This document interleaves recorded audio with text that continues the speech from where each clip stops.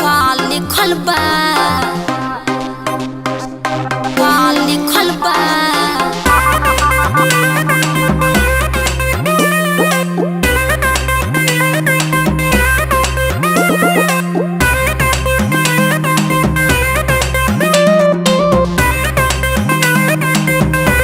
Presented by Adi Shakti Films.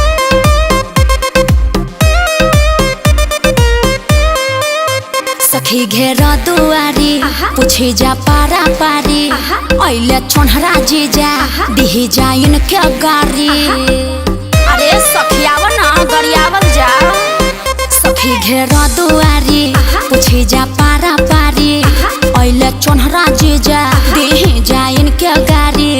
तनी तकलो दुआरिया पक्का लिखल बा तनी तकलो दुआरिया पक्का लिखल बा।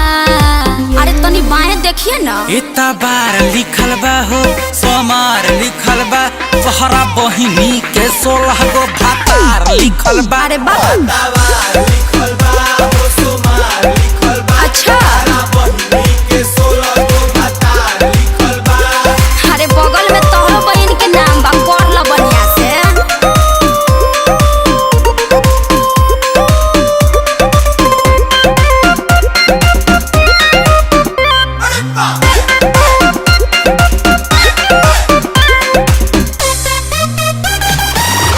भोजपुरियन के रीतिया रिवाज काहे या जीजा तोहरा लागतला।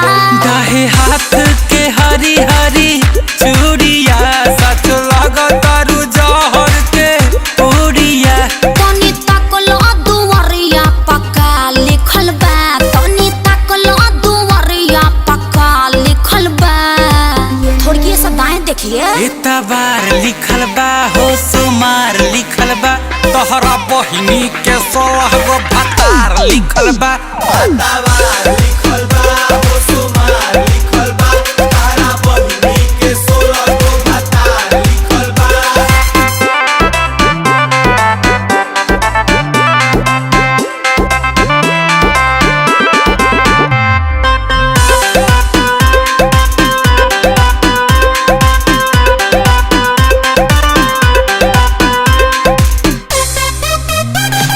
दोसरा के चीज बनला बजे जाडे देह सहला बजनी बोले बोलमी। जीजा के साली में हक आधा होला हो गुंजन के आगे जनी बना भोला हो। हरे रंग पढ़िलो नजरिया से का लिखल बा तनी तकलो दुआरिया पक्का लिखल बा। इतना बार लिखल बा हो सोमार लिखल बा तोहरा बहिन के 16 गो भातार लिखल बा। लिखल बा हो सोमार लिखल बा तोहरा बहिनी के 16 गो भातार लिखल बा। Presented by Adi Shakti Films.